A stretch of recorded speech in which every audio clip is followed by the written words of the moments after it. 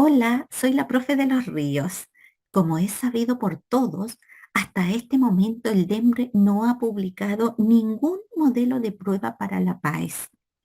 Pero sí el día 15 de julio publicó nuevamente la PDT de invierno clasificando las preguntas correspondientes a la PAES 1 y las correspondientes a la PAES 2, eliminando las que no clasificaban en ninguna de estas pruebas.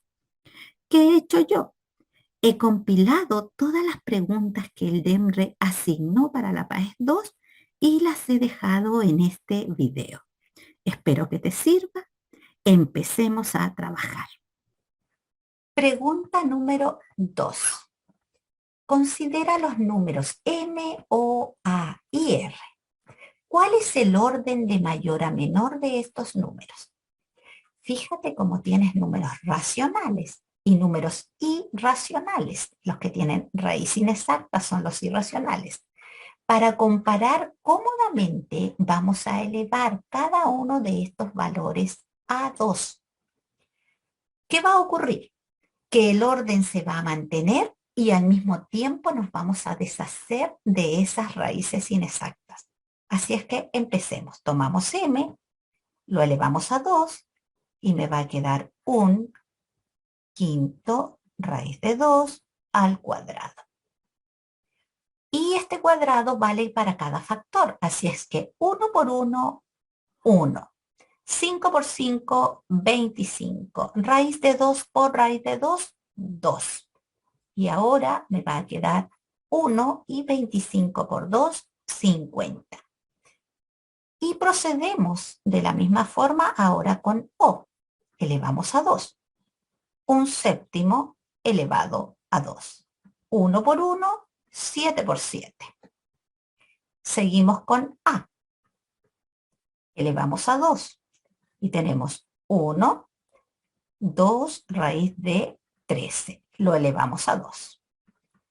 1 por 1, 1. 2 por 2, 4. Raíz de 13 por raíz de 13, 13. Y me queda finalmente 1 dividido en 4 por 13. Y eso es 52. Y finalmente R. R cuadrado. 1 partido por 4 raíz de 3. Y esto lo elevamos a 2. 1 por 1, 1. 4 por 4, 16. Raíz de 3 por raíz de 3, 3. Y nos queda 1 partido por 16 por 3, que es 48. Así es que ahora vamos a ordenar estos valores. Entonces tenemos 4 valores. 1, 2, 3, 4. Y tenemos una unidad. Tenemos un entero en cada caso. El mismo numerador. Si ese entero lo divido en un número muy grande, significa que el resultado es pequeño.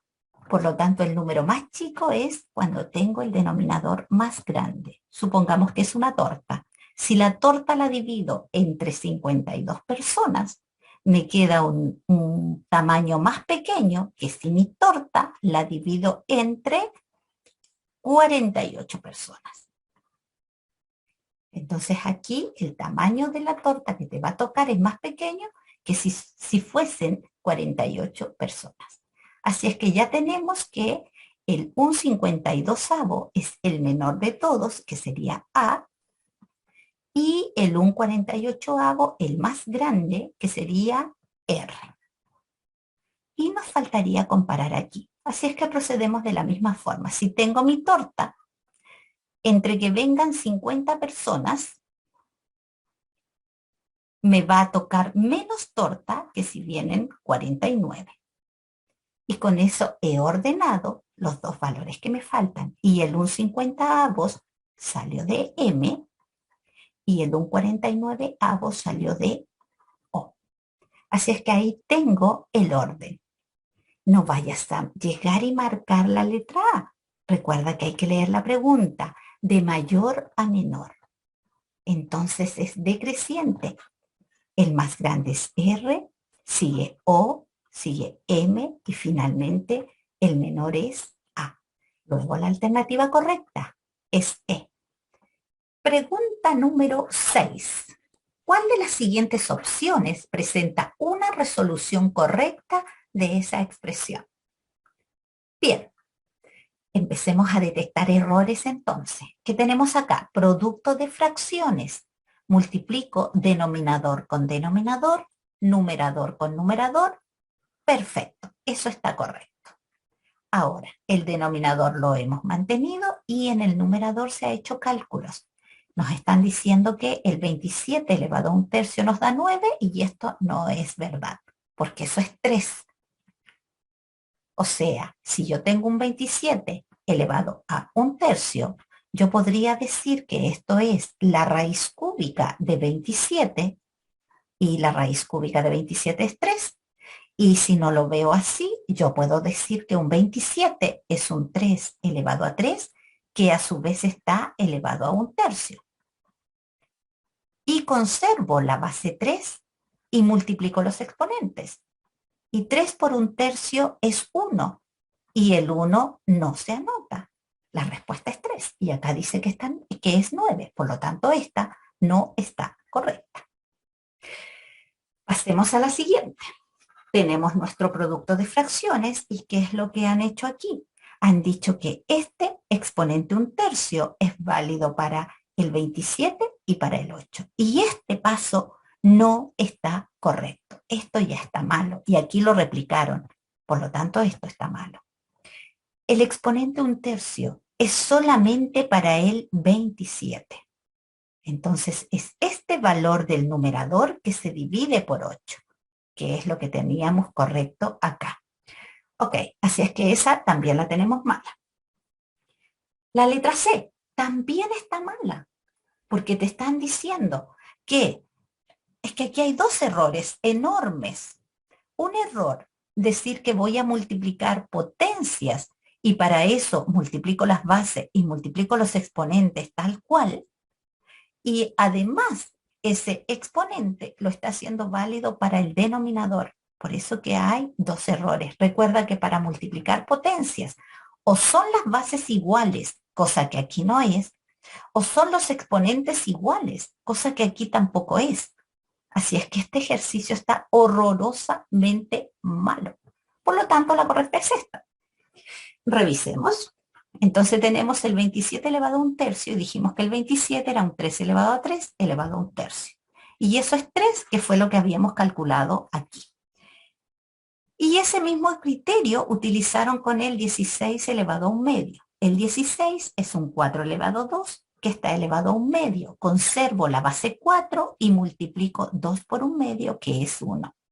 Y después 3 por 4 es 12, 8 por 9 es 72 y se ha simplificado el valor. Así es que hemos simplificado por 12, luego la respuesta ha sido un sexto. Y ahí estaría correcto el ejercicio. Pregunta número 7. ¿Cuál de las siguientes afirmaciones es siempre verdadera? Alternativa A. No existen números enteros positivos A y B que cumplan con esta condición. Le vamos a poner que es falso, porque sí existen esos valores. Si el A vale 2 y el B vale 4, ¿qué es lo que ocurre? A elevado a B, 2 elevado a 4. Eso es exactamente igual que tú hagas el 4 elevado a 2, el B elevado a A. Porque 2 elevado a 4 es 2 por 2 por 2 y por 2. Eso es 16. Y un 4 elevado a 2 también es 16. Eso la hace falsa, porque existen estos valores y acá dice que no existen. Vamos con la letra B. 4 veces el cuadrado de 4 es igual al doble de la cuarta potencia de 2. Veamos si es cierto. 4 veces. 4 por, eso significa veces. El cuadrado de 4. Ahí tenemos el cuadrado de 4. Nos dicen que es igual al doble ¿De qué cosa? De la cuarta potencia de 2. 2 elevado a 4. Y ya sabemos que el 4 elevado a 2 es 16. Y sabemos que el 2 elevado a 4 es 16. Así es que ya estamos viendo que estos resultados van a ser distintos. Así es que esto es falso. Si no nos damos cuenta, calculamos el 16 por 4, que es 64, y el 16 por 2, que es 32. Evidentemente, esa respuesta es distinta. Muy bien, vamos con la alternativa C. Al elevar un número negativo a un número entero negativo, ¿se obtiene un número negativo?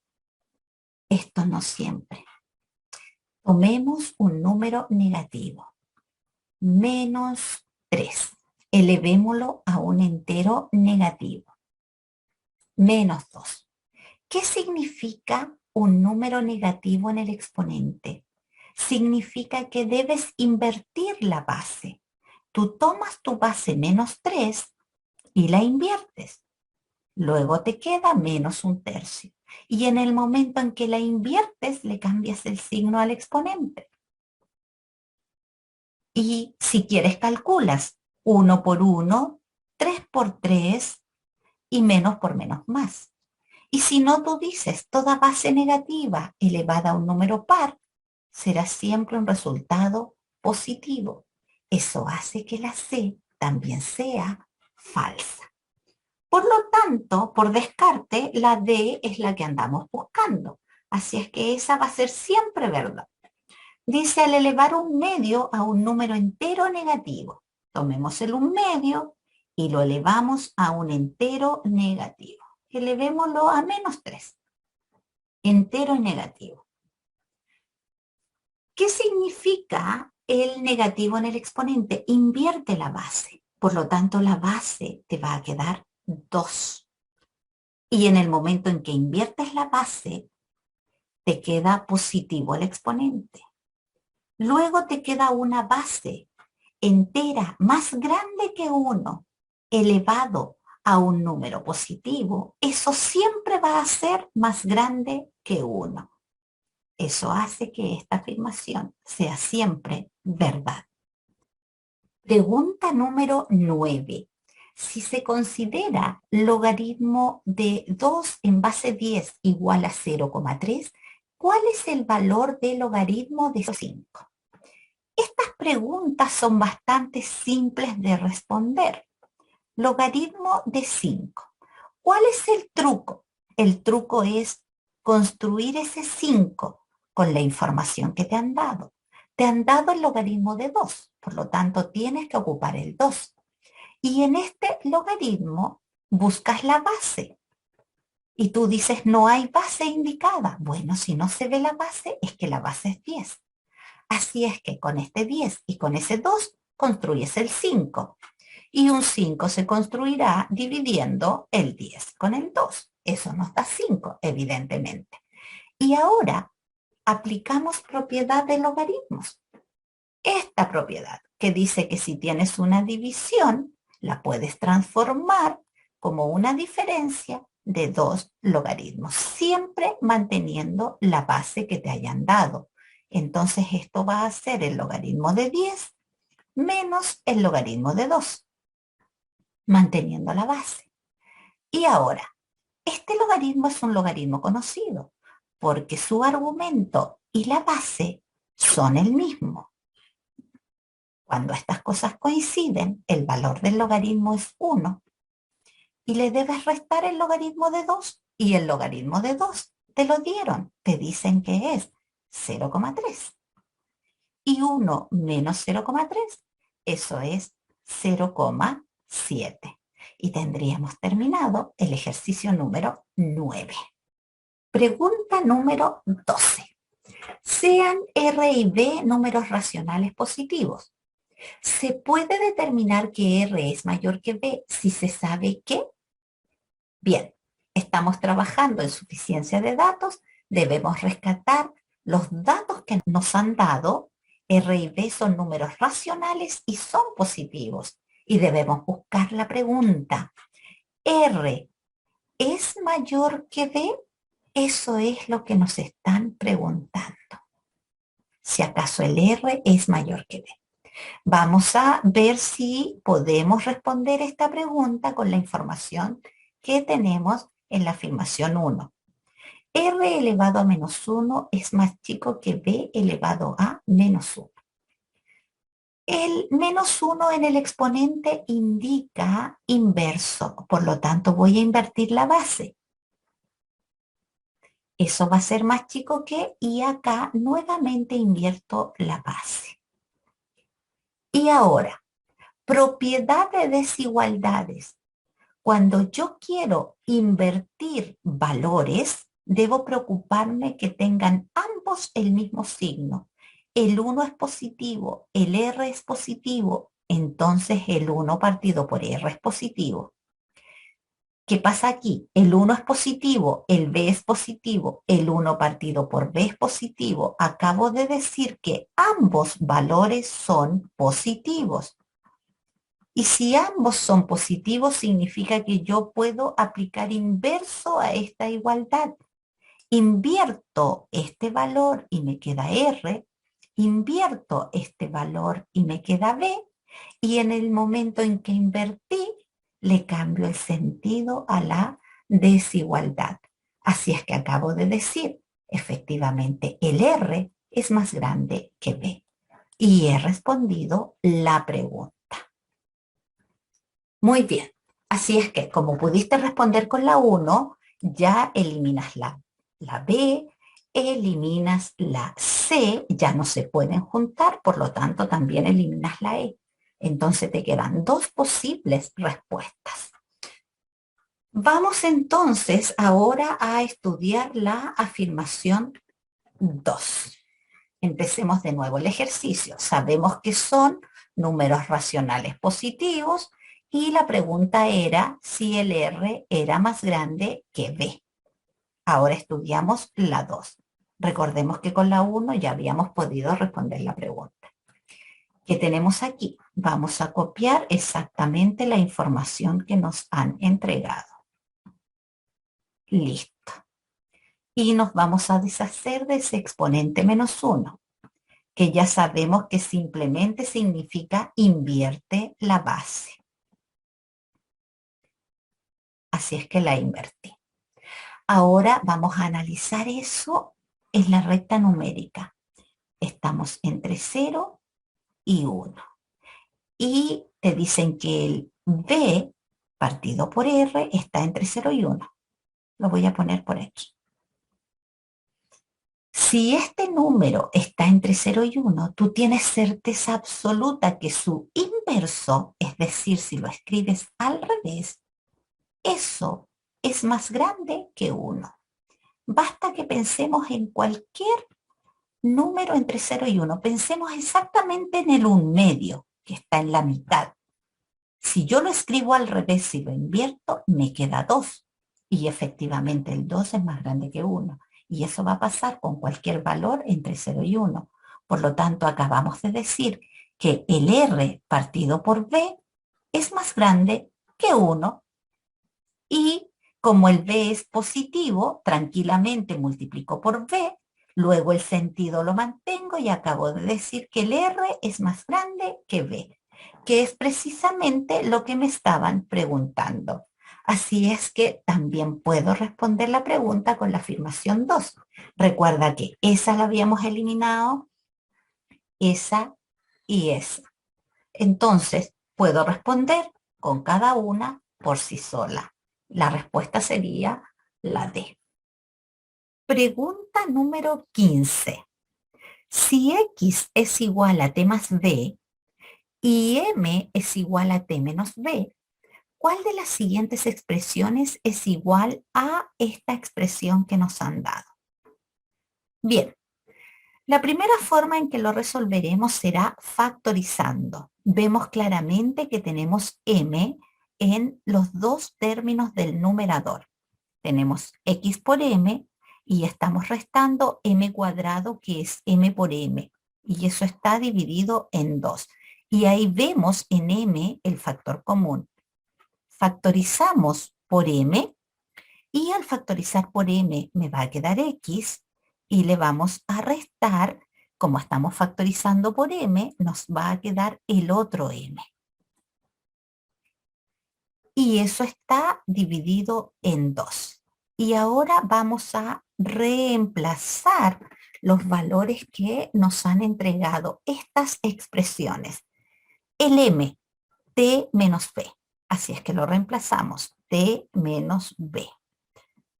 El x lo reemplazamos, t más b. Y aquí tienes que tener precaución, que es la trampa de este ejercicio. Tienes que restar el m y el m es t menos b. Así es que no te olvides de poner paréntesis. Lo dejamos con otro color para que no se nos pase. Y esa cosa está dividida en 2. Así es que ahora vamos a trabajar en el paréntesis grande y tenemos el t más b. Y como vamos a restar, restar significa cambia los signos de toda la expresión que está dentro del paréntesis, así es que el t nos queda negativo y el menos b nos va a quedar positivo. Restar significa multiplicar por menos 1, la expresión que te hayan dado. Así es que en el paréntesis grande, fíjate cómo las t se anulan. Así es que te está quedando el t menos b y nos ha quedado una b más otra b, nos ha quedado 2b. Y eso a su vez está dividido en 2. Y como tenemos en el numerador un producto, significa que podemos simplificar tranquilamente ese 2 con ese 2. Y nos ha quedado un t menos b por b. Y esa expresión, bueno, no la vemos factorizada, por lo tanto desarrollamos y me va a quedar b por t, que va a ser tb, y nos va a quedar b por b, b cuadrado. ¿Y esa dónde la encontramos? La encontramos en la letra E. Y ahí tendríamos el ejercicio resuelto a través de una factorización. Bueno, aquí dice que esta es la forma 1, así es que vamos por la forma 2. ¿Cómo lo vamos a resolver? Esta vez lo que haremos será reemplazar inmediatamente. Entonces vamos a tomar las expresiones que nos han dado y las reemplazamos inmediatamente. Tenemos x, x es t más b. Entonces eso es lo que vamos a reemplazar. T más b. Ese x. El m lo multiplico por el m, que es t menos b. Y le voy a restar el m al cuadrado. Y el m es un t menos b al cuadrado. Y todo eso está dividido en 2. ¿Qué ha ocurrido o qué ha quedado? Han quedado productos notables. El primer producto es una suma por diferencia. Y cuando tenemos una suma por diferencia, resolvemos el cuadrado del primero, que en este caso es t, menos el cuadrado del segundo, que en este caso es b también. Y le tenemos que restar, y otra vez aquí es donde hay que estar alerta, porque debes restar el desarrollo de este cuadrado, que es un cuadrado de binomio. Así es que vamos a restar ese cuadrado de binomio. El cuadrado del primero, que sería t cuadrado, menos 2 veces el primero por el segundo, 2 veces t por b, más el segundo al cuadrado, b cuadrado. Entonces lo dejamos con otro color nuevamente para que no se nos pase, para no equivocarnos. Y eso está dividido en 2. Suma por diferencia, cuadrado de binomio. Hemos resuelto cada una. Entonces ahora seguimos trabajando y vamos a tener el t cuadrado menos b cuadrado y ya sabemos que ese menos me va a cambiar todos los signos que tenemos dentro del paréntesis. Así es que el t cuadrado queda negativo, el 2tb va a quedar positivo y ese b cuadrado quedará negativo también. Y todo eso está dividido en 2. Si seguimos trabajando, vamos a anular el t cuadrado con el t cuadrado. Y nos va a quedar 2tb y menos b cuadrado son menos 2b cuadrado. Y ese 2 divide al 2tb y divide al 2b cuadrado. Y ahora, con toda tranquilidad, podemos simplificar ahí y nos va a quedar t por b. Simplificamos aquí y nos queda menos b cuadrado. Y esta respuesta la tenemos en la letra E. Pregunta número 16. ¿Cuál de las siguientes expresiones es igual a este trinomio? Bueno, miramos esto y uno tendería a pensar de que va a ser uno de estos cuadrados de binomio. Ahora, recordemos el desarrollo del cuadrado de binomio. Si desarrollamos este cuadrado, será el cuadrado del primer término, p, más 2 veces el primero por el segundo, 2p por 1, que será 2p, más el segundo término al cuadrado, 1 por 1, 1. Así es que esta expresión no es esa. Esta expresión es más pequeña porque aquí hay 2p y aquí hay solo una. Luego, esta no es la que andamos buscando. Y esta tampoco, porque a este cuadrado de binomio le agregan otra p. Por lo tanto, va a ser p cuadrado más 3p. Y nosotros queremos una sola p. Por lo tanto, esa tampoco es. Y tenemos dos caminos. Completar el trinomio para formar el cuadrado de binomio o bien desarrollar. ¿Qué pasa? Como nos quedan 3 alternativas con el mismo binomio, desarrollemos este binomio. Así es que tomemos el p más 0,5 al cuadrado y desarrollémoslo. El cuadrado del primero más 2 veces el primero por el segundo más el segundo al cuadrado. Así es que nos va a quedar p cuadrado más 2 por 0,5 y 2 por 0,5 es 1 y 1 por p es p. Eso es perfecto porque aquí hay una p más 0,5 por 0,5. Entonces si tú haces el 0,5 por 0,5, 5 por 5 es 25 y tienes dos lugares después de la coma, así es que 1, 2 y te va a quedar 0,25. Así es que con el p más 0,5 al cuadrado tienes esta expresión. Muy parecida. Hasta ahí estás lista, estás listo. Pero debes completar 1 y aquí hay 0,25. Por lo tanto te faltan 0,75 y esa sería la expresión que andas buscando.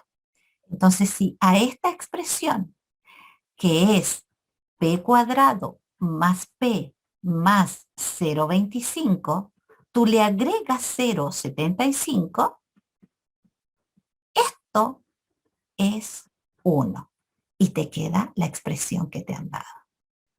Pregunta número 18. Considera la ecuación 5x tercios más 2 igual p en x.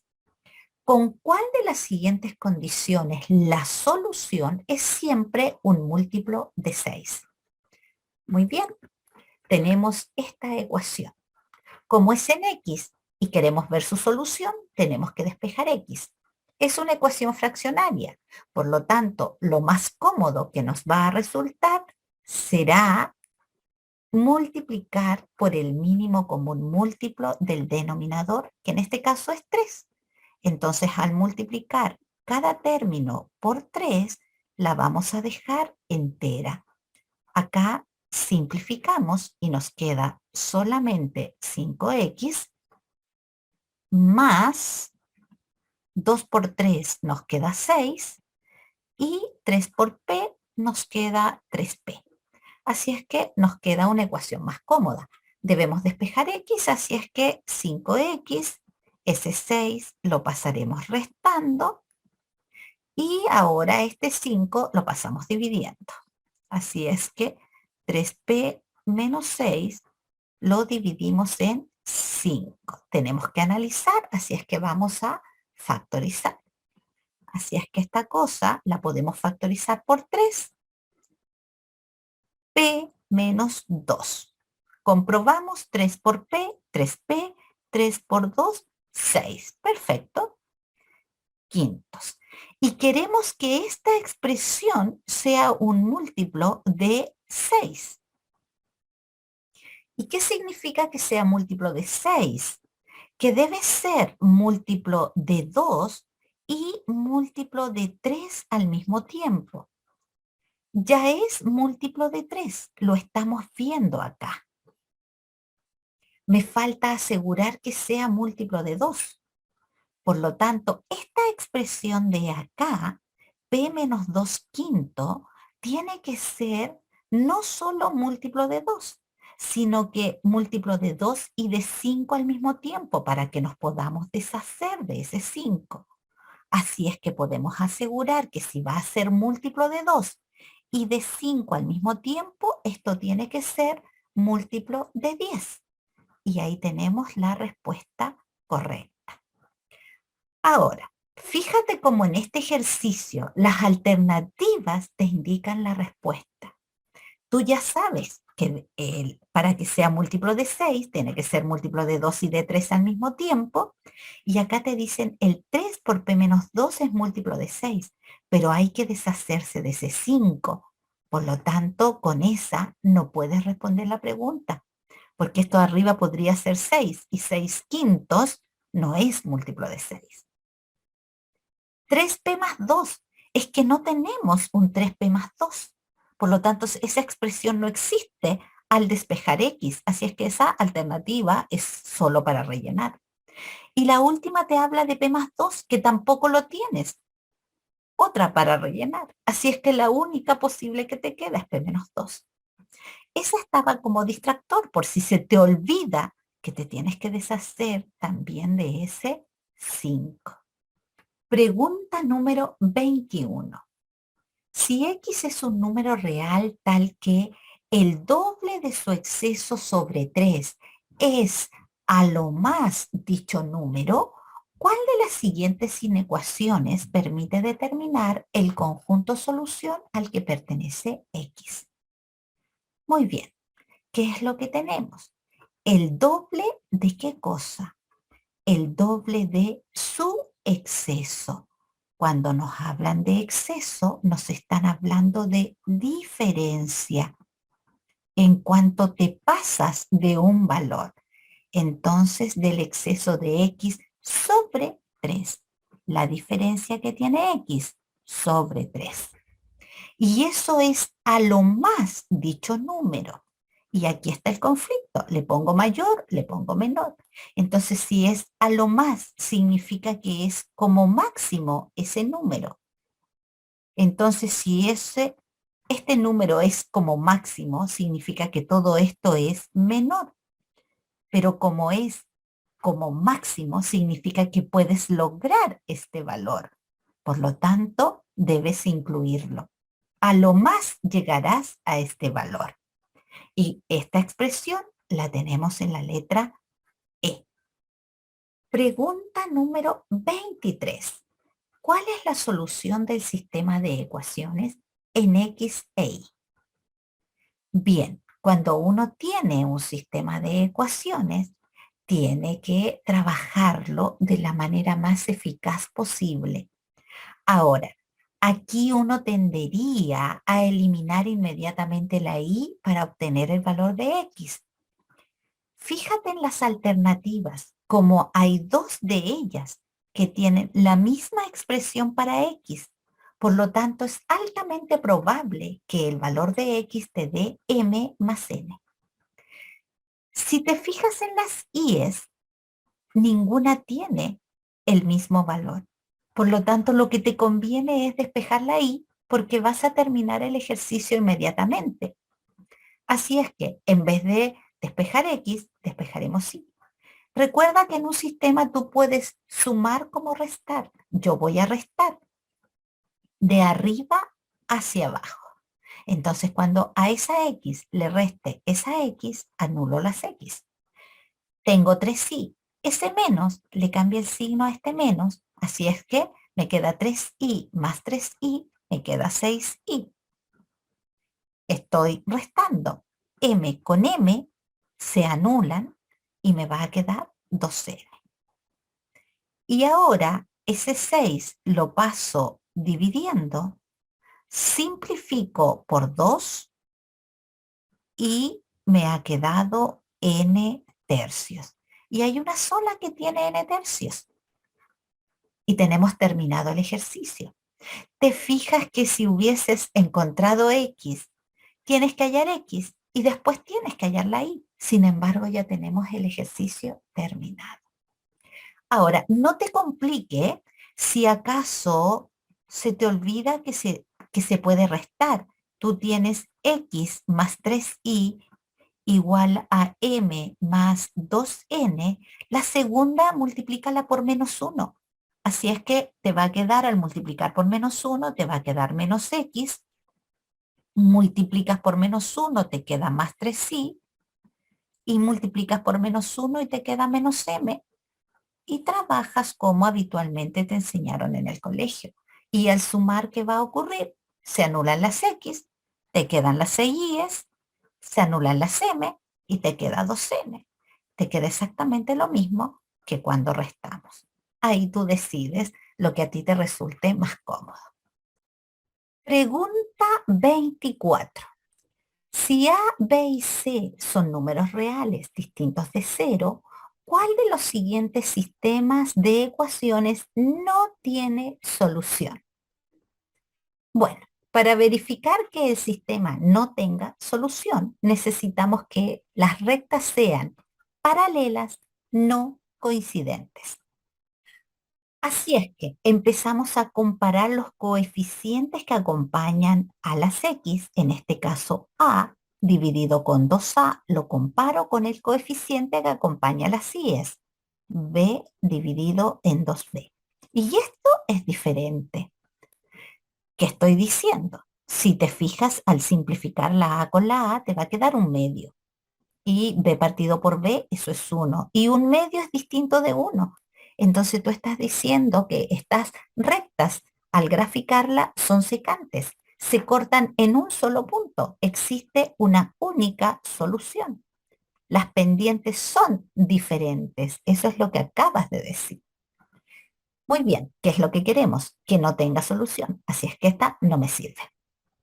Sigo comparando. Fíjate cómo las AE se simplifican y las B también. Así que aquí lo vamos a hacer más cortito. Solo nos vamos a fijar en el número que está adelante.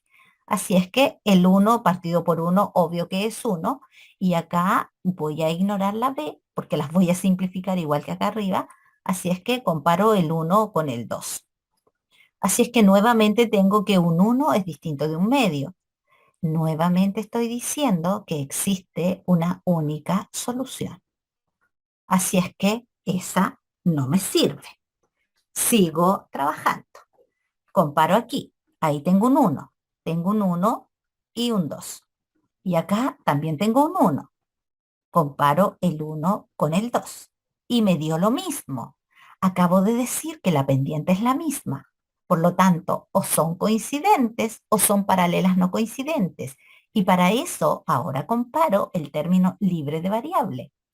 Entonces, las C se van a simplificar, así que solo comparo el 1 con el 2. Todo es igual. Cuando todo es igual, esto significa que las rectas son coincidentes.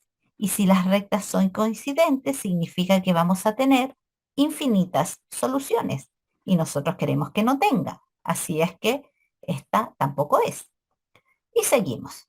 Aquí, al comparar el 1 con el 1, porque las A se van a simplificar, y el b con el b, así es que el 1 y el 1 de nuevo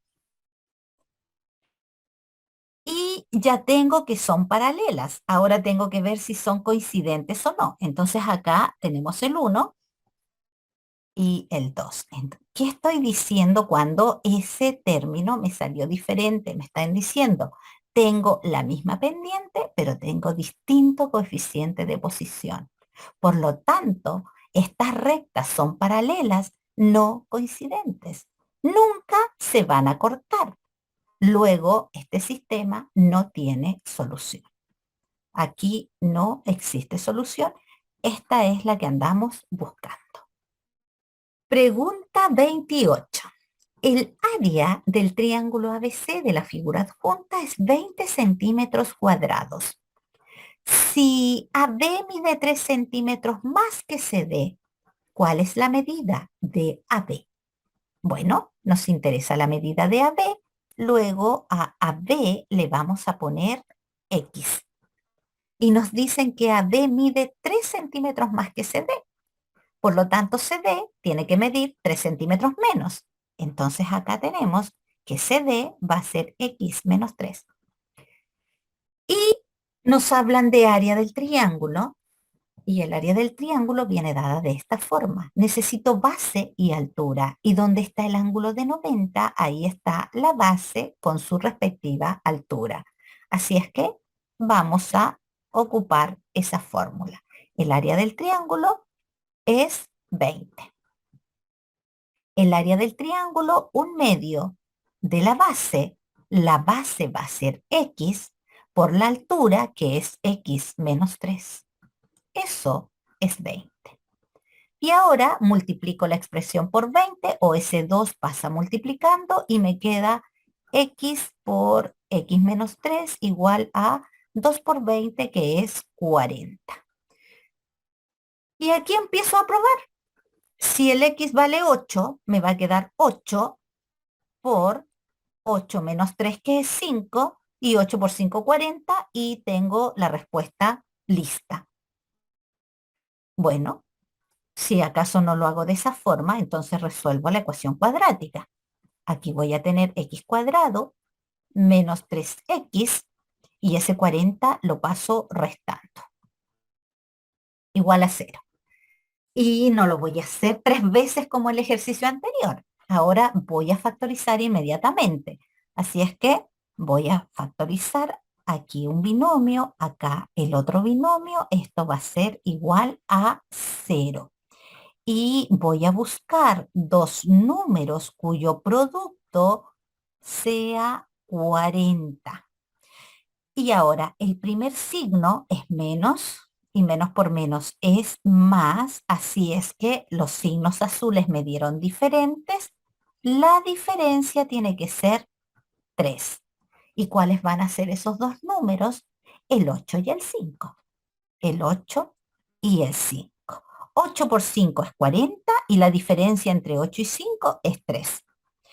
Y ahora continúo trabajando. Entonces, cuando un producto es 0, cuando uno de los factores es 0, de aquí saco un valor para x, el x vale 8, y cuando el x más 5 sea 0, tengo el otro valor para x, que será menos 5. Y como el x es una medida, entonces es un valor positivo, luego la respuesta es 8. Ya la habíamos marcado. Pregunta número 30. En la siguiente figura se representa la función lineal f con dominio del conjunto de los números reales mayores o iguales que 0. ¿Cuál de las siguientes expresiones es igual a f de 3x menos 5? Muy bien. Nos están diciendo que la función es lineal. Si es una función lineal, significa que solo nos interesa conocer la pendiente. Si es una función lineal, pasa por el 0, 0. Así es que para encontrar la pendiente necesitamos hacer diferencias de y, diferencias de x, pero fíjate como una y vale 4 y la otra vale 0. Una x vale 5 y la otra vale 0. Así es que cuando tenemos una función lineal y nos dan un solo punto, para obtener la pendiente Simplemente nos fijamos en la única y que tenemos visual, que sería 4, con la única x que tenemos visual, que sería 5, y te fijas en este ángulo. Si este ángulo es agudo, significa que la pendiente es positiva. Así es que hemos encontrado la función que necesitamos. Y tenemos que evaluar esta expresión. Así es que si vamos a evaluar el f de 3x menos 5. Así es que al hacer la evaluación, vamos a tener 4/5 de x. Y tu x es precisamente el 3x menos 5. Si tienes problemas para evaluar este tipo de funciones, recuerda que tengo un video donde refuerzo los 4 tipos de evaluación de funciones. Muy bien, hacemos el cálculo respectivo, así es que multiplicamos aquí y nos va a quedar 4/5 por 3x y después nos va a quedar 4/5 por 5. Así es que al hacer el producto me va a quedar 4 por 3, 12/5 de x, y acá voy a simplificar ese 5 con ese 5, así es que me queda menos 4. ¿Y eso dónde lo tenemos? Lo tenemos en la alternativa B.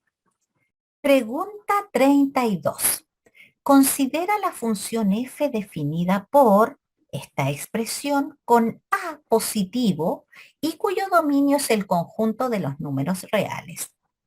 ¿Cuál de los siguientes gráficos representa mejor la gráfica de f? Muy bien, reconocemos ahí una función cuadrática. Acá tengo la función cuadrática, el modelo, cuando el vértice está en el origen. Y acá tengo la traslación de la función cuadrática. ¿Qué significa esta expresión? Que la gráfica que te han dado se traslada horizontalmente, si aquí dice menos, hacia la derecha, h unidades. Y cuando este K es positivo, nosotros vamos a decir que nuestra gráfica se va a trasladar hacia arriba verticalmente. ¿Qué tenemos aquí? Solo una traslación horizontal. Como el A es positivo y aquí hay un menos, entonces se traslada hacia la derecha. No se está trasladando hacia arriba ni hacia abajo porque nos falta este valor. Por lo tanto, esa no es, esa no es y esa no es. Estas son mis opciones. Y a positivo, un menos adelante, entonces se traslada hacia la derecha y ahí tenemos el ejercicio terminado. Pregunta 33. La relación entre la rapidez v en metros por segundo y la energía cinética E sub c en joules de un cuerpo de masa m kilogramos mientras va cayendo por el aire se modela con la fórmula que está aquí. ¿Cuál de las siguientes gráficas podría representar la energía cinética en términos de la rapidez? La rapidez era v. Ahora fijémonos en la fórmula. La rapidez está elevada a 2 y en el momento en que está elevada a 2 será una función cuadrática. Y fíjate cómo la energía cinética es el m medios por tu variable elevada a 2. Y eso significa que el valor de A es m medios. Por lo tanto, esta función se modela con esta gráfica, una parábola cuyo vértice es el origen. Y acá tengo una parábola o parte de ella, pero el vértice no es el origen, esta no es. Acá tenemos una recta. No es. Acá tenemos una parábola cuyo vértice está en el origen. Tenemos una rama, la otra rama no está dibujada. Pero acá tenemos una gráfica que tiene cara de ser la gráfica de una función logaritmo. Por lo tanto, esa tampoco es. Así es que, ¿cuál podría ser la alternativa C? Pregunta 34. En una tienda, cuando el precio de venta de un lápiz blue es P pesos, la cantidad que se vende de estos lápices está dado por esta fórmula. El costo de producción de cada lápiz es de 100 pesos. Si la ganancia al vender lápices blue corresponde a los ingresos por la venta de estos menos sus costos de producción, ¿cuál de las siguientes funciones entrega la ganancia total al vender estos lápices a P pesos? Muy bien, entendamos la información que nos han dado ahí. ¿Qué es lo que tenemos? Nos hablan de precio de venta. Nos dicen que es de P pesos. Y cuando se vende a P pesos, entonces la cantidad de lápices que se va a vender viene dada por esta fórmula. Entonces decimos que la cantidad de lápices van a ser 10.000 menos 10p. Esa es la cantidad de lápices, porque se están vendiendo a P pesos. El costo de producción de cada lápiz es de 100 pesos. Y me preguntan por la ganancia. Entonces me dicen que la ganancia al vender esos lápices corresponde a los ingresos por la venta. Entonces, todo el dinero que tú logres por la venta, menos sus costos de producción, menos todo el dinero que tú inviertas en la producción de los lápices. Así es que el dinero por la venta, a eso se vende cada lápiz y esa es la cantidad de lápices. Así es que eso terminará siendo 10.000 menos 10p, cantidad de lápices, por el precio de venta. Ahí tengo el dinero por las ventas. Y le vamos a quitar el dinero que costó fabricar esos lápices. Entonces, ¿cuántos lápices se fabricaron? 10.000 menos 10p. Y el costo de cada uno de estos lápices es de 100 pesos. Y esto, ¿dónde lo tenemos? Lo tenemos en la letra A. Pregunta 35. Considera los números x e y mayores que 0 y distintos entre sí. ¿Se puede determinar el valor numérico de esta expresión si se conoce el valor de? Muy bien. En suficiencia de datos, cuando nos entregan una expresión algebraica, hay que traducirla lo más que se pueda. Así es que vamos a factorizar estas expresiones. En el numerador hay una diferencia de cubos y esa es una fórmula que te tienes que aprender. Así es que la voy a anotar. X menos y. Después tenemos x cuadrado, x por y, más y cuadrado. Y este signo siempre es el contrario del paréntesis pequeño. Así es que este va a ser más. Y eso está dividido por una diferencia de cuadrados y una diferencia de cuadrados es x más y por x menos y. Y vemos que ese x menos y lo puedo simplificar con ese x menos y. Luego mi expresión se redujo considerablemente, se redujo a esto. Y me están preguntando si puedo saber el valor numérico de esta expresión. Entonces ahora voy con mis afirmaciones. Con la afirmación 1, que yo conozca el valor de x menos y. Si yo sé cuánto vale x menos y, no puedo saber cuánto vale x e y por sí solos. Por lo tanto, no podría saber la suma No podría saber cada cuadrado, no podría saber el producto. Luego con esa no puedo responder la pregunta. Y ahora voy a ir a estudiar la 2. Cuando estudiamos la afirmación 2, nos olvidamos de la afirmación 1. Entonces ahora, ¿podré responder esta pregunta si yo conozco el x más y? Entonces, si yo conozco el valor de x más y, significa que conozco el denominador, pero no conozco el valor de x y de y por separado. Por lo tanto, no podría responder el numerador. Así es que esta tampoco es suficiente. No pude responder con la 1 por sí sola, no pude responder con la 2 por sí sola, así es que obviamente no puedo responder cada uno por sí sola. Y eso me permite juntar la información que tengo. Así es que si conocemos x menos y, invéntale el número que quieras. Te dicen que se conoce ese valor. Para que lo hagas más tangible, invéntale un número. Y si conoces el valor de x más y, invéntale un número también. Entonces, ¿qué va a ocurrir? Que vas a tener un sistema de ecuaciones. Y tienes un sistema de ecuaciones donde podrás conocer el valor de x y también podrás conocer el valor de y. Y si conoces cada uno por separado, es que puedes responder la pregunta una vez que vayas reemplazando los valores. Por lo tanto, la respuesta es C. Pregunta 40. Considera el vector B ubicado en el tercer cuadrante.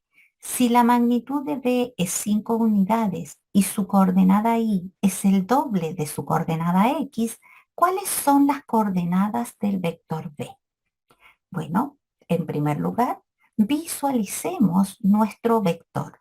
Está en el tercer cuadrante. Si tenemos el vector en el tercer cuadrante, entonces las coordenadas serán ambas negativas. La X es negativa, la Y es negativa. Eso me permite eliminar la A y la B porque tienen una coordenada positiva y la otra negativa. La C y la D, ambas coordenadas son negativas. Bien, te dicen si la magnitud del vector B es 5, si la medida del vector B es 5 unidades. Entonces este vector B mide 5. Y su coordenada Y es el doble de su coordenada X. Entonces la coordenada Y es el doble de la coordenada X. ¿Cuáles son las coordenadas de B? Muy bien.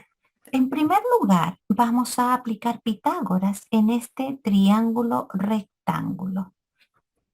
Lo vamos a sacar y tenemos esta medida, que esta medida va a ser A. Tomamos solo el valor positivo porque es una medida. Este triángulo es rectángulo. Y esta medida va a ser 2A. Cuando nosotros tenemos que un cateto es la mitad del otro cateto, tenemos esta relación que está respaldada por Pitágoras. Entonces vamos a decir que la hipotenusa es el más pequeño de los catetos por una raíz de 5. Así es que podemos concluir que a raíz de 5, la hipotenusa es la medida del vector B, que es 5. Y con eso, si despejo A, voy a tener 5 dividido en raíz de 5. Y te das cuenta que A va a tener una raíz de 5. Y el otro cateto es 2A, por lo tanto también va a tener una raíz de 5. Y de las dos alternativas que te quedan, solo en la C está la raíz de 5. Luego esa es la correcta. Ahora, si no te has dado cuenta, racionaliza. Racionalizamos por raíz de 5 y nos va a quedar A igual a 5 raíz de 5 en el numerador y denominador por denominador, raíz de 5 por raíz de 5 es 5 y tenemos que podemos simplificar esos 5 y hemos logrado que el A vale raíz de 5. Entonces, si la coordenada A es raíz de 5, la otra coordenada 2A es 2 raíz de 5, pero como estás en el tercer cuadrante, entonces estos valores son negativos. Y con eso tendríamos la alternativa que ya habíamos marcado. Muy bien, vamos con la forma 2. La forma 2 es qué pasa si tú no te manejas con la observación que te di. Igual debes aplicar Pitágoras. Ya sabemos que esto es 5. Ya sabemos que la coordenada y es el doble que la coordenada x. Sacamos el triángulo rectángulo que está aquí, donde una medida es a y la otra es 2a, y nos dicen que la hipotenusa es 5. Así es que tomamos un cateto, 2a, lo elevamos a 2. Tomamos el otro cateto A, lo elevamos a 2 y eso será igual a la hipotenusa elevada a 2. Y 2 por 2 es 4, A por A cuadrado, más A cuadrado igual a 5 por 5, 25. Y acá vamos a tener 5A cuadrado igual a 25. Vamos a dividir por 5 y nos queda que A cuadrado es igual a 5. Aplicamos raíz, recuerda que estamos hablando de distancias, de valores positivos, el A es positivo, luego el A es raíz de 5. Entonces tenemos que A es raíz de 5, por lo tanto 2A tendrá que ser 2 raíz de 5. Y con eso tenemos las coordenadas del vector B, raíz de 5, 2 raíz de 5 en el tercer cuadrante, por lo tanto ambas coordenadas negativas. Y con eso obviamente volvemos a marcar la alternativa C. Pregunta 42. Considera los triángulos R y T de la figura adjunta. ¿Con cuál de las siguientes transformaciones isométricas se puede obtener el triángulo R a partir del triángulo T? Muy bien, este es tu conjunto de partida y si ese es tu conjunto de partida, ese será tu figura isométrica. Fíjate cómo la figura inicial está en forma vertical y la final está en forma horizontal. Eso significa que hay al menos una rotación en el ejercicio. Así es que vamos a dejar las alternativas que tengan rotación. La alternativa A me habla de una rotación con centro en el origen. En la B no hay rotación, en la C no hay rotación y en la D tenemos una rotación con centro en 2,1. Y en la última no hay rotación. Así es que eliminamos la E, eliminamos la C y alguien aquí podría argumentar que una reflexión respecto al origen es una rotación en 180 grados. Eso es verdad, pero para que esa sea una reflexión en 180 grados, si una está horizontal, la otra también, cosa que aquí no ocurre. Por lo tanto, esa tampoco es. Muy bien, entonces nos queda que es la A o es la D. Vamos a partir con la A. Dice una rotación con centro en el origen y luego una reflexión con respecto al eje Y. Entonces, si es una rotación respecto al eje Y, significa que esta figura debiese estar antes aquí.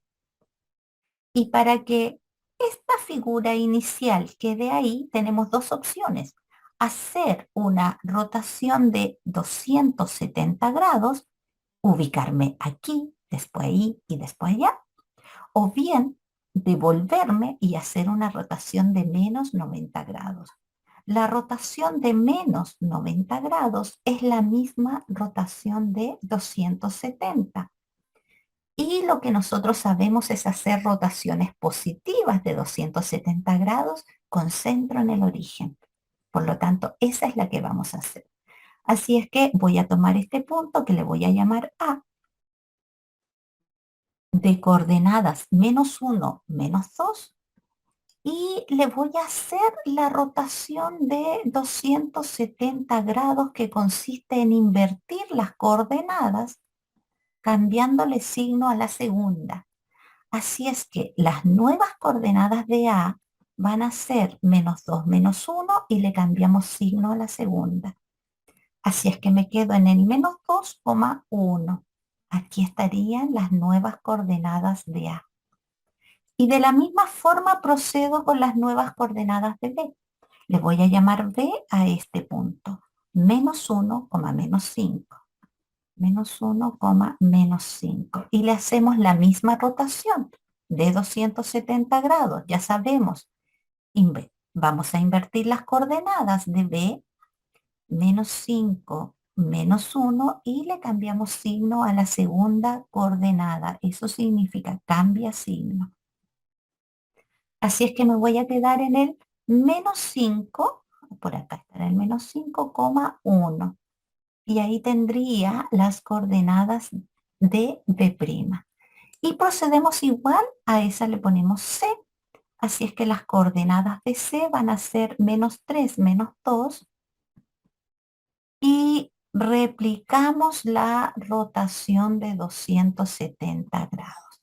Nuevas coordenadas de C, invertimos las coordenadas, le cambiamos signo a la segunda. Menos 2,3.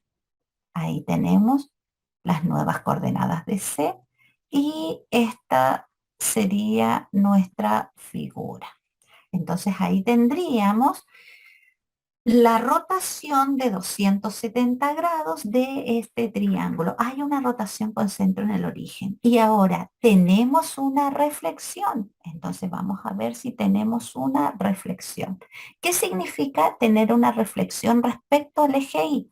Significa que debes unir homólogos pasando en forma perpendicular con el eje Y estar a la misma distancia. Estos puntos son homólogos. Estás perpendicular al eje Y estás a la misma distancia. Aquí hay 2 unidades y acá también. Ahora, ¿qué pasa con este de acá? Si uno estos puntos, estoy perpendicular al eje y a la misma distancia. Y cuando una SB con su homólogo, que sería este de acá, voy a estar perpendicular y a la misma distancia. Por lo tanto, acabo de decir que la que andamos buscando es la alternativa A. Ahora, si acaso no lo haces midiendo, como lo acabamos de hacer aquí en forma visual, viendo que para un lado hay 2 y que para el otro lado también hay 2, si tú haces, voy a ocupar este, si tú haces la reflexión respecto al eje Y, entonces hacemos la reflexión respecto al eje Y, la reflexión o la simetría, significa que las coordenadas nuevas de C van a ser las mismas, que en este caso va a ser menos 2,3, pero como estás reflejando, le tienes que cambiar el signo a las coordenadas de X. Y ahí te queda el 2,3 en el C'. Fíjate acá. Entonces las coordenadas van a ser las mismas. Menos 5, 1. Pero le tienes que cambiar el signo a las X. Y te queda el 5, 1. Así es que doblemente verificamos la alternativa A. Pregunta 45. Se desea diseñar un mapa utilizando una escala de 1 a 200.000. Si dicho mapa será diseñado en un papel rectangular de 80 centímetros de largo y 60 centímetros de ancho, ¿cuál sería la mayor distancia entre dos lugares en la realidad que se podrían representar en el mapa? Bueno, primero visualicemos el mapa, que será un papel rectangular. Acá hay 80 centímetros y acá vamos a tener 60 centímetros. Queremos la mayor distancia que podamos calcular aquí adentro. Y la mayor distancia en un rectángulo siempre será la diagonal. Así es que vamos a aplicar Pitágoras a este triángulo de aquí.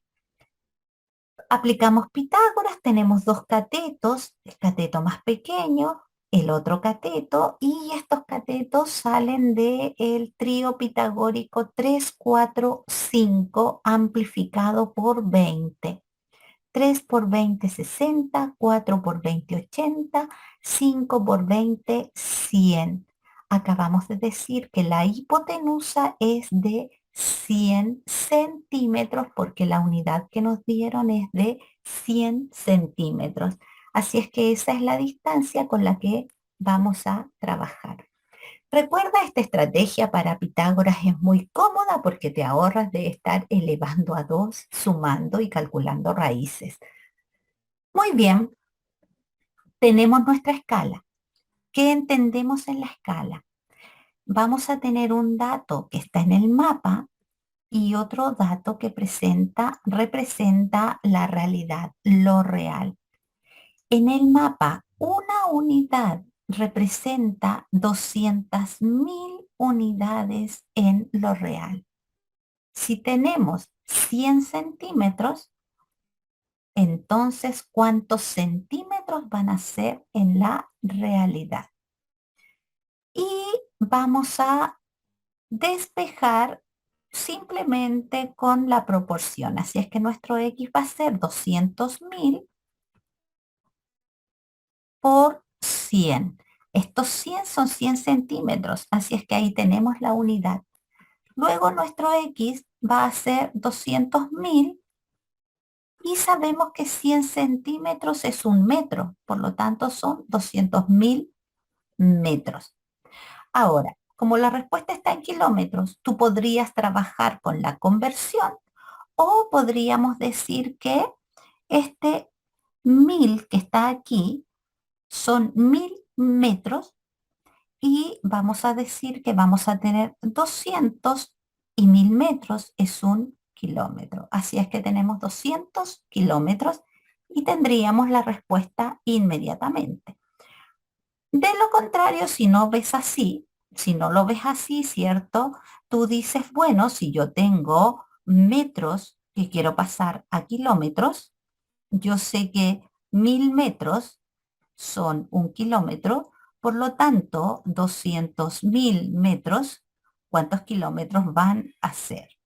Entonces, al despejar nuestro X, vamos a tener 200.000 por 1, que seguirá siendo 200.000, dividido en 1000, y al simplificar tenemos los 200 kilómetros, porque acá tenemos nuestro X en los kilómetros, que es lo que nosotros ya habíamos contestado. Pregunta 49. Carlos no sabe determinar la razón de homotecia de los triángulos de la figura adjunta.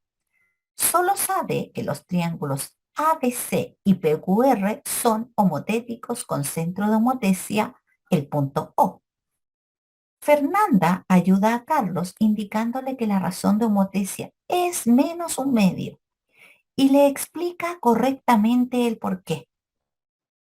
¿Cuál de los siguientes argumentos le pudo dar Fernanda a Carlos? Muy bien.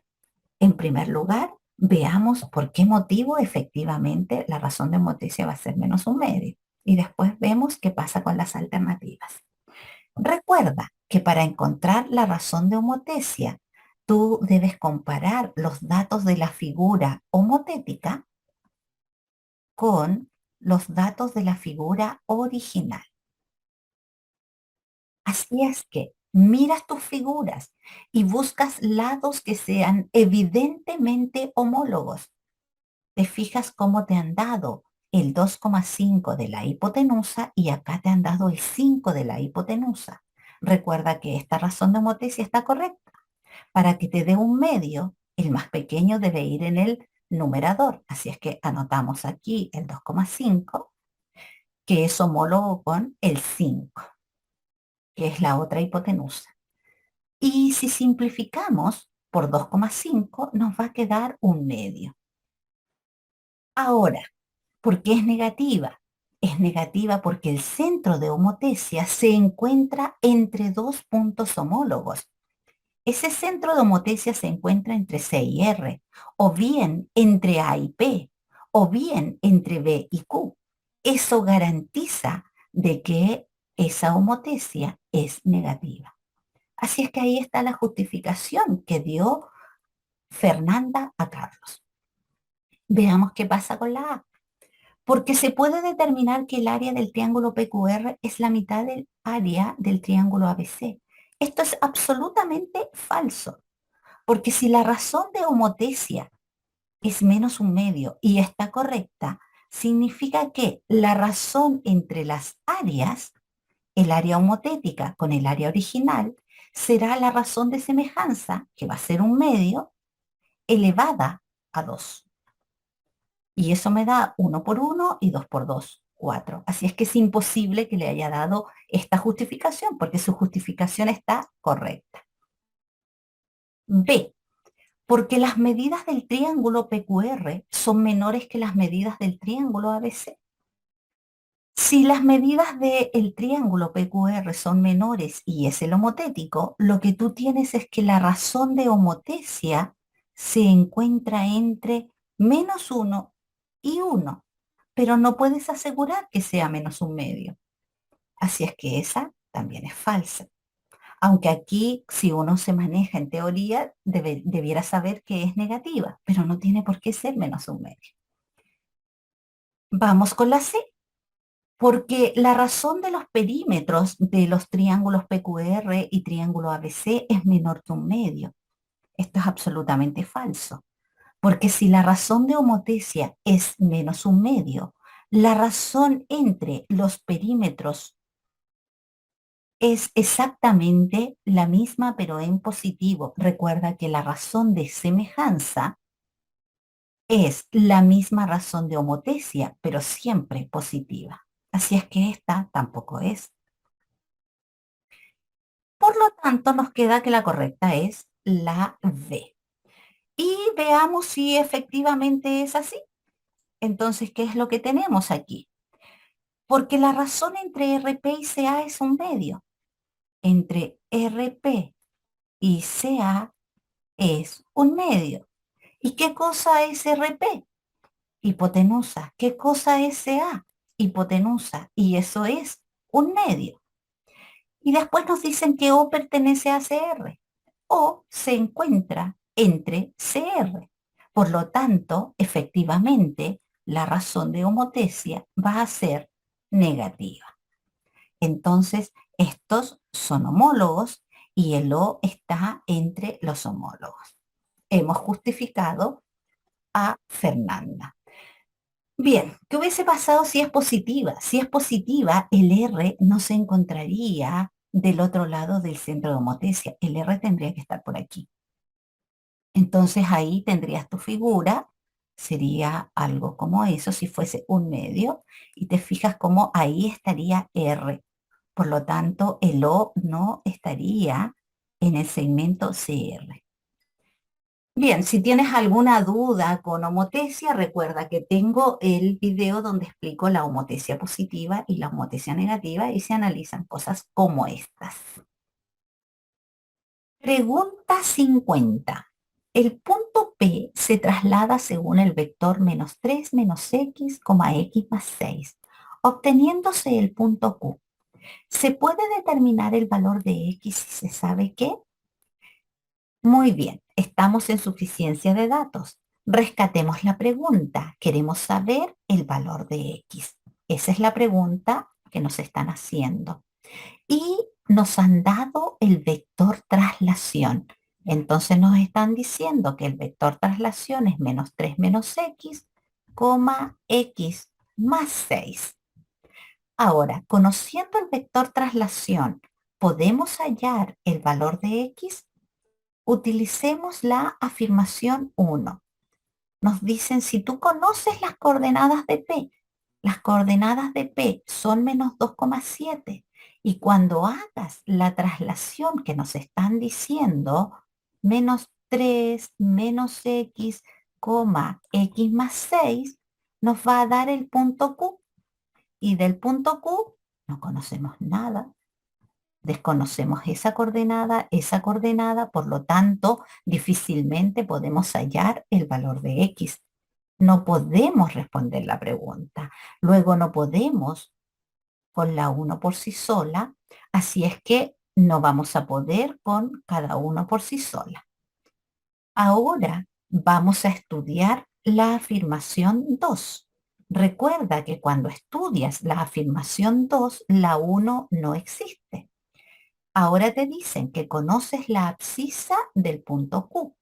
No conoces las coordenadas del punto P. Conoces la traslación que nos han dado y del punto Q conoces la abscisa, pero no conoces la I. Así es que ahora la información es más pobre todavía que la que teníamos en la 1. Así es que tampoco podemos responder la pregunta. Por lo tanto, con las 2 por sí sola no podemos responder la pregunta. Así es que ahora que no hemos podido responder, entonces vamos a juntar toda la información que tenemos para ver si podemos o no responder la pregunta. ¿Qué tenemos? Con la 1 tenemos las coordenadas de P, menos 2,7. Con los datos tenemos la traslación, menos 3, menos x, x más 6. Y con la 2 tenemos las coordenadas, solo la coordenada de la x. No tenemos la coordenada de la y. Pero con eso es suficiente. ¿Por qué? Porque nosotros deberíamos saber que menos 2 más el x de la traslación tiene que darme el x de la figura isométrica. Recuerda que son vectores, así es que cuando tú sumas x, te da respuesta x. Así es que si terminamos despejando aquí, vamos a lograr el valor de x. Ahora, recuerda que estás en suficiencia de datos y en suficiencia de datos no necesitas resolver el problema. Necesitas saber solo si puedes o no responder la pregunta que te están haciendo. ¿Podemos hallar el valor de x? La respuesta es sí. Por lo tanto, la correcta es la letra C. Pregunta 53. En el gráfico adjunto se presenta la cantidad de niños que hay en un centro médico en un determinado momento según sus edades, con n más grande que m. Si hay 19 niños en total y la diferencia entre la cantidad de niños que tienen 4 años y 2 años es a lo más 2, ¿cuál es el valor de m? Esa es la pregunta. Muy bien. En primer lugar, rescatemos los datos que nos están entregando. La edad en años. La edad es nuestro X. Así es que de 1 a 4 años. 1, 2, 3 y 4. Y nos están entregando como frecuencia la cantidad de niños. 1 año, un niño. 2 años, M niños. 3 años, 4 niños. 4 años, N niños. Y ahora, como nos dan todas las frecuencias, simplemente las vamos a sumar. 1 más 4 es 5, más el m más el n. Y eso nos da el total de datos. Y nos dicen que el total de niños es 19. Así es que tenemos el m más n porque simplemente tomamos ese 5 y lo pasamos restando. Y 19 menos 5, 14. Rescatamos un muy buen dato de la primera información. Y ahora vamos con la segunda información, la diferencia. Entonces eso va a ser nuestro segundo dato. La diferencia entre la cantidad de niños que tienen 4 y 2 años, 4 y 2 años, N y M, es a lo más 2. Este 2 es positivo y la diferencia positiva dice que debo anotar el valor más grande primero y el N es más grande que el M. N menos M. A lo más 2, máximo 2. Por lo tanto, esta diferencia es menor o igual a 2. Ahora interpretemos esa segunda información que tenemos. ¿Qué nos están diciendo aquí? Que el n menos m puede ser 0, el n menos m puede ser 1 o el n menos m puede ser 2. Máximo 2. Ahora, esa primera no puede darse, porque aquí te están diciendo, si esta fuese verdad, te están diciendo el n es igual al m. Te basta pescar ese menos m y pasarlo para el otro lado. Y tú sabes que el n es más grande que el m. Por lo tanto, como esto no es verdad, entonces esto es falso. Esa no puede darse. Descartada. La segunda, esa tampoco puede darse. Esta también es falsa. Ahora, ¿por qué aseguro que es falsa? Me escudo en la primera. Me dicen el m más n es 14. Si una suma es 14, si una suma es par, significa que la diferencia, no importa si positiva o negativa, esa diferencia también va a ser par. Y acá te están diciendo que la diferencia entre los valores es impar. Por eso dije que era falsa. Luego esa no podía darse. Así es que la que te queda, que es verdadera, es la tercera. Ahora, tienes dos números que sumados te dan 14, cuya diferencia es 2. ¿Qué significa que la diferencia entre dos números sea 2? Significa que o los dos números son pares consecutivos o son impares consecutivos. Y no tenemos dos impares consecutivos que sumen 14, pero sí tenemos dos pares consecutivos que suman 14. Tenemos el 6 más el 8. Ahí tengo dos números que suman 14 cuya diferencia es 2. Y uno dice, bueno, ¿y cuál es el n y cuál es el m? Acá tengo la información. El n es más grande que el m. Entonces, el 8, que es más grande, es el n. Luego, el m es el 6. Y con eso tenemos el ejercicio terminado. Ahora, ¿qué hubiese ocurrido si no fuese tan evidente encontrar esos valores? Bueno, el plan B para encontrar valores, si tú tienes dos relaciones, entonces construyes tu sistema. La suma de los dos valores es 14. Vamos a ordenar la variable, las vamos a dejar las m primero. Entonces esta diferencia la voy a escribir menos m más n. Y esa diferencia es 2. Entonces tú solucionas el sistema. De las dos variables te interesa la m. Entonces, si tú sumas, vas a encontrar n. Entonces tienes dos caminos, o multiplicar por menos 1 la segunda y sumar, o bien restar inmediatamente. Ese camino voy a tomar yo. Voy a restar al m, le quito el menos m, y estos dos menos juntos es más. Así es que tengo 2m. Y n menos n se anulan. Y 14 menos 2 me queda 12. Y ahora ese 2 lo paso dividiendo y el 12 dividido en 2 me da 6. Y he encontrado el valor que ando buscando. Pregunta 55. En la tabla adjunta se presenta la distribución de tiempo de retraso que tiene un grupo de personas en llegar al trabajo en un día laboral. ¿Cuál de los siguientes histogramas es consistente con los datos presentados en la tabla? Bueno, en primer lugar, nos están dando frecuencia acumulada, la F grande. Y cuando nos dan la frecuencia acumulada, el gráfico respectivo es una ojiva. Y aquí nos dicen que tenemos histograma, de hecho los estamos viendo, no hay ojivas. Por lo tanto, no podemos utilizar en esto que dice frecuencia en todos, no podemos utilizar estos datos porque son de frecuencia acumulada. Por lo tanto, donde aparezcan estos datos, los eliminamos. Y el 40, 70, 84 están en la A, eliminada. Aquí no están esos datos, la dejamos. Acá tengo el 40, 70, tengo los mismos datos de ahí, entonces no es. Acá no están, la dejamos. Y acá tengo 40, 70, 84, o sea que de nuevo la eliminamos. Porque si anoto estos datos, tengo que hacer una ojiva.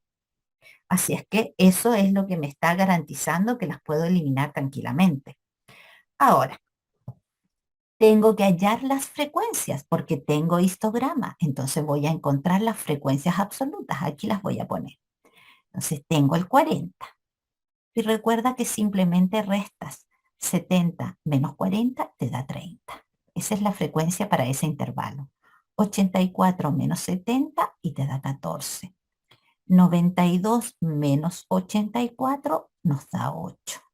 98 menos 92, 6. Y 100 menos 98, 2. Que son precisamente los valores que están aquí y que están acá. Luego, con este dato no podemos discriminar, pero sí nos sirvió para eliminar esas otras tres. Ahora, ¿dónde vamos a observar para eliminar una de las dos? En nuestro X, en nuestra variable. Fíjate como acá tienes el intervalo del 0 al 5, del 5 al 10, del 10 al 15, 15, 20, 20, 25, 25, 30, que son los intervalos que están aquí. Y acá no los tienes. Por lo tanto, esta la eliminamos y la correcta sería la letra B. De hecho, aquí en la letra D están trabajando con la marca de clase. Para que estuviese correcto con la marca de clase debía estar aquí al centro de la barra. Ahí debiese estar el 2,5. Al centro de la barra el 7,5. Aunque normalmente cuando se utiliza la marca de clase se trabaja con el gráfico poligonal y se hace un poligonal. No se hace cuando se trabaja con la marca de clase, el polígono es el que uno utiliza y no el histograma. Pregunta 57. La estatura de un grupo de personas tiene mediana m centímetros y promedio p centímetros. Al multiplicar todas estas estaturas por un mismo valor, la mediana de las nuevas estaturas es r centímetros. ¿Cuál de las siguientes expresiones representa el promedio del nuevo grupo de datos? Bien, vamos a empezar a trabajar, pero vamos a entender primero lo que vamos a hacer. Supongamos, me voy a olvidar que son edades, pero supongamos que tenemos un grupo de datos, un grupo sencillo. Entonces esto va a ser un ejemplo para entender lo que vamos a hacer.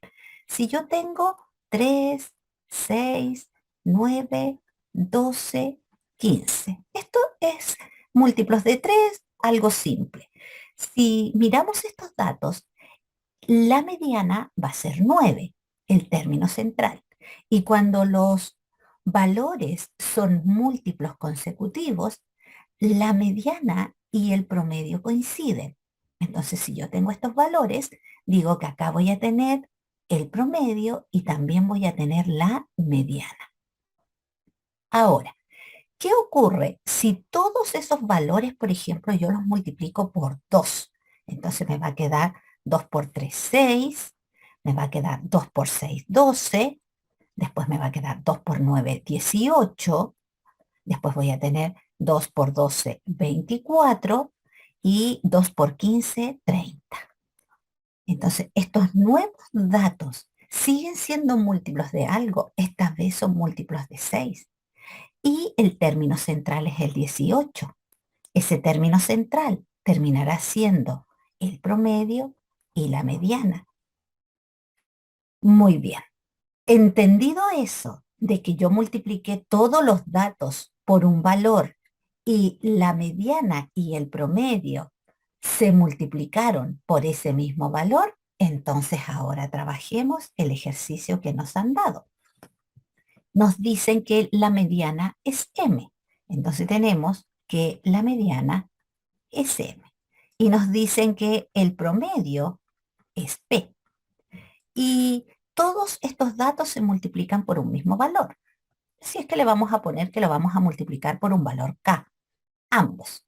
¿Ya? Los multiplicamos por un valor k. Entonces, la nueva mediana, esta ya es otra mediana, va a ser la mediana que tenías por el valor. La mediana que tenías, en este caso, por 2. Entonces va a ser K por M. Y aquí es donde a ti te dijeron que la nueva mediana es R. Esta es tu nueva mediana. Entonces acabas de decir que K por M es tu nueva mediana. Eso hemos rescatado de una información respecto a la mediana. Ahora, ¿qué pasa con el promedio? El promedio es P. Luego, si multiplicas todos tus datos por un valor, el promedio que tenías se multiplica por ese valor. Así es que voy a tener un nuevo promedio. Y el nuevo promedio entonces va a ser, he multiplicado todos los datos por K, así es que K por P. Bien, y la pregunta es, ¿cuál de las siguientes expresiones representa el promedio del nuevo grupo de datos? Entonces acá tenemos el nuevo promedio, K por P. Y uno dice, pero profe, en las alternativas no hay ningún K. Entonces despejemos el K que tenemos aquí. Lo vamos a despejar. Entonces K es R y esa mediana que está multiplicando la pasamos dividiendo. Y eso lo vamos a reemplazar porque en las alternativas no está ese K lo hiciste tú. Entonces el nuevo promedio es K, que ya sabemos que es R partido en M, por P, que era el promedio que tenías al principio. ¿Y esa dónde la tenemos? La tenemos en la alternativa D. Pregunta 61. En una investigación se consultó a un grupo de 200 personas por la cantidad de televisores que tienen en su hogar. Los resultados de dicha consulta se presentan en la tabla adjunta, en la que dos valores fueron reemplazados por H y T. Si el tercer cuartil es 3, ¿cuál es el menor valor que podría tener H? Muy bien, entendamos primero la información que nos están dando. Interpretemos eso. El tercer cuartil es 3. El Q3 es 3. Entonces acá tenemos el 3. ¿Qué significa esto? Que sobre el 3 está el 25% de los datos y bajo el cuartil 3 está el 75% de los datos. Por lo tanto, como ahí tengo el 3 y el 4 es un valor que es más grande que 3, entonces este 4 estaría representando el 25% de los datos, en este caso particular. Y tus datos son 200, te lo dijeron. Entonces, como tus datos son 200, el 25% de 200, eso es 50, así es que tendríamos un valor para T. Ahora, como estamos trabajando cuantiles, necesitamos la frecuencia acumulada. Nos han dado la frecuencia. Recordemos que la frecuencia acumulada siempre termina en el total de datos, 200. Así es que si la empiezo a hacer, voy a tener aquí 48. 48 más 72, 120, 120 más H, y 120 más H más 50 te tiene que dar el 200. Así es que ahora concentrémonos aquí, en este espacio. Fíjate que para sacar ese 120 tú haces 48 más 72, 120. Este valor más 50 te tiene que dar 200. Así es que si al 200 le quitas 50, acabas de decir que este valor de acá tiene que ser 150. 150 más 50 te da 200. Y si ese valor de ahí es 150, tenemos 120 más h igual a 150. Cuando despejemos nuestro h termina siendo 30, que es el valor que necesitamos. Ahora, si no te acuerdas mucho o se te va este análisis, entonces reemplaza los valores nomás. El 150 no puede ser, porque lo que tú andas buscando es un valor particular para H y aquí tienes 120 datos. Entonces, si le pones 150, te pasas de 200, así es que ese no es. Si le pones 121, te pasas de 200, así es que ese no es. Luego es uno de estos dos. Y calcula el tercer cuartil. Si le pones 29, el tercer cuartil va a ser 4. Así es que la respuesta es C. Pregunta 63. Una urna contiene 13 bolitas, todas con la misma probabilidad de ser extraídas. de las cuales 6 son defectuosas. Si se escogen al azar 4 bolitas de la urna sin reposición y sin orden, ¿cuál es la probabilidad de que ninguna de ellas resulte defectuosa? Ninguna resulte defectuosa. Muy bien. Situación planteada. En la urna hay 13 bolitas, de las cuales 6 son defectuosas. Luego tenemos 7 buenas. ¿Qué nos están diciendo? Que vas a escoger 4 bolitas y quieres que ninguna sea defectuosa. La probabilidad de sacar 4 bolitas buenas, porque no quieres ninguna defectuosa. Ahora, te dicen sin reposición y sin orden. En el momento en que te dicen que es sin orden, te están diciendo trabaja con una combinación. Entonces, si tú tienes muchas bolitas y solo vas a elegir 4, significa que vas a trabajar o con una variación o con una combinación. Pero como te dicen sin orden, entonces una combinación. Sin reposición, la combinación tradicional. Bien, entonces vamos a utilizar regla de Laplace, casos favorables, partido por casos totales. Y para explicar mejor el ejercicio, tú tienes 13 bolitas y vas a elegir 4. Entonces podría salirnos buena, buena, mala y mala. Defectuosa era, pero ya le puse mala. Pero podría salir buena, mala, buena, mala. O mala, buena, buena, mala. O mala, mala, buena, buena. O una mala y todas las otras buenas. Y esta cantidad de combinaciones es enorme. Entonces no las podemos hacer contando, buscando todos los casos y después contando los favorables. Entonces uno dice, bueno, ¿y entonces cómo lo hacemos? Entonces, fíjate aquí cómo pueden salir en cualquier orden. Entonces uno dice, bueno, de las 13 bolitas que tengo, voy a buscar los casos totales primero. Entonces, los casos totales. De las 13 bolitas que tú tienes, vas a hacer todos los subconjuntos posibles de 4 bolitas. Y ahí puede que te salgan todas buenas, todas malas, mezcladas. Pero aquí estás haciendo todos los subconjuntos de 4 elementos dadas esas 13 bolitas. Así es que tenemos los casos totales. Una combinación de 13 sobre 4. Y los casos favorables. ¿Cuáles van a ser los casos favorables? Sigues generando subconjuntos de 4 bolitas, pero a ti lo que te interesan son las bolitas buenas. ¿Cuántas bolitas buenas hay? 7. Entonces, de las 7 bolitas buenas, tú generas todos los subconjuntos posibles de 4 bolitas. Y esos van a ser los casos favorables. Una combinación de 7 sobre 4. Y la tendríamos. Y al venir a las alternativas no tenemos la misma notación, pero recuerda que cuando nosotros tenemos una combinatoria de n sobre r, eso es lo mismo a que la notación que te den sea esa, que es la que se presentó aquí. Así es que es la misma cosa. Bien, ¿qué necesitamos?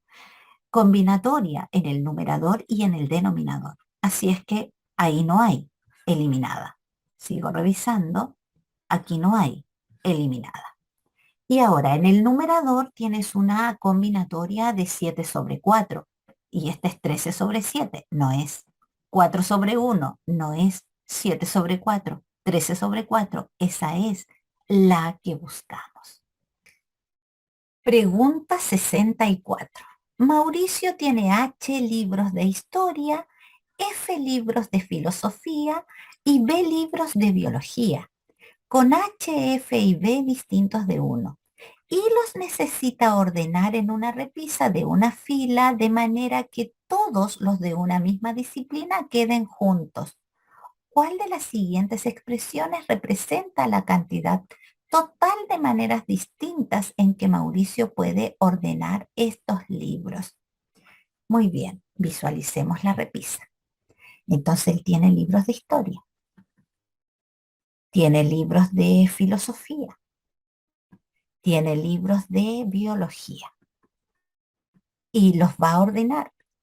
Recuerda que quieres que los de cada disciplina queden siempre juntos. Entonces toma todos los libros de historia y los ordena de todas las maneras posibles. Y los va a ordenar en una fila. Y como los va a ordenar todos, eso es una permutación. Entonces va a ser una permutación de H. Y después va a hacer lo mismo con los libros de filosofía. Así es que, ¿cuántos libros de filosofía había? F. Los ordena todos en fila, una permutación en fila. Y los de biología, una permutación. Y los de biología, si son 6, una permutación de 6, una permutación en fila. Entonces, los de historia, H factorial. Eso es una permutación en fila. Y los de filosofía, F factorial. Y los de biología, le puse 6 y era B. ¿Ya? Entonces, y los de biología, B factorial. Si lo dejas así, estás diciendo que primero van a ir los de historia, después los de filosofía y después los de biología. Pero te están pidiendo la manera total en que pueden ordenarse. Entonces perfectamente pueden ir primero los de filosofía o bien primero los de biología. Entonces tenemos que reordenar a su vez las disciplinas de o las asignaturas, como quieras llamarla, de los libros. ¿De cuántas asignaturas nos están hablando? De 3. Y 3 factorial. Entonces reordeno estas 3 asignaturas de todas las maneras posibles. Así es que tenemos que la respuesta correcta es la B.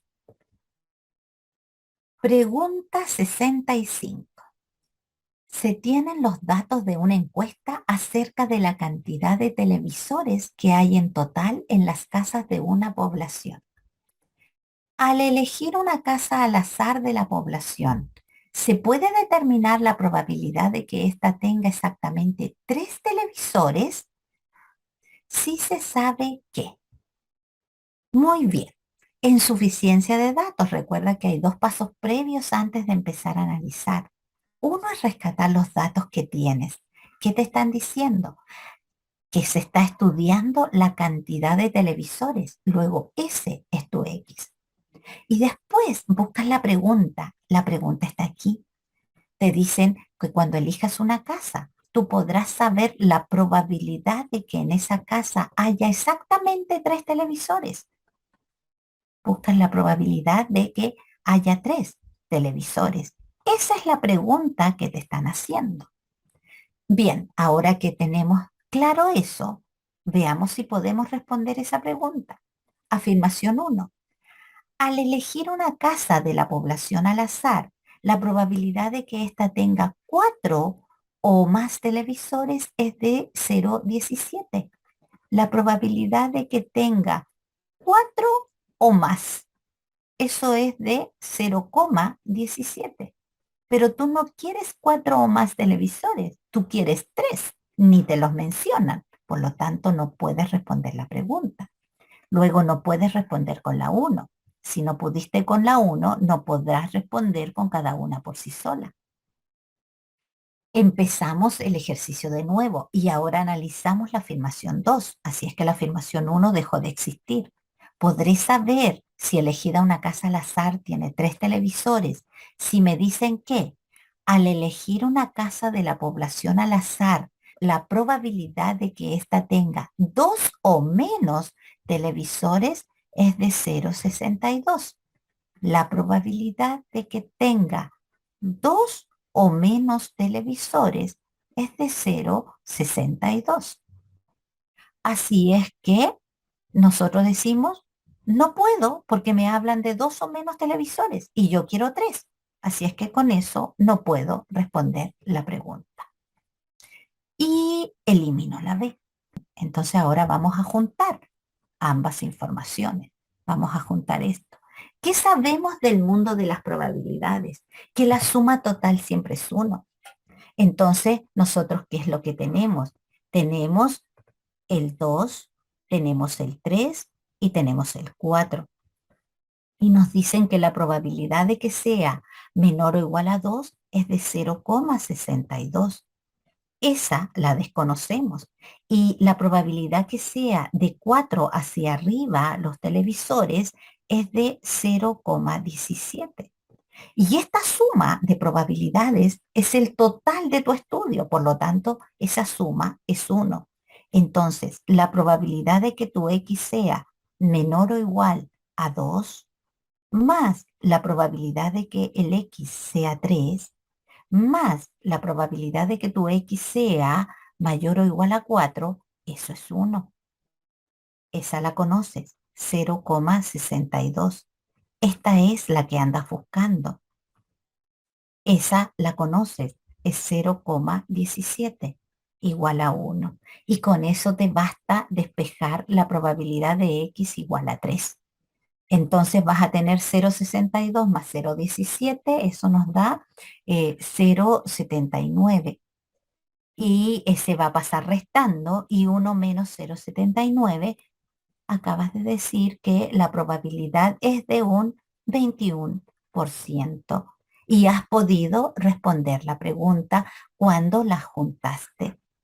Bien, y hemos llegado al final de la revisión de las preguntas vigentes asignadas para la PAES 2. Espero que te hayan servido las explicaciones. Nos vemos en otros videos por ahí. Que estés muy bien. Adiós.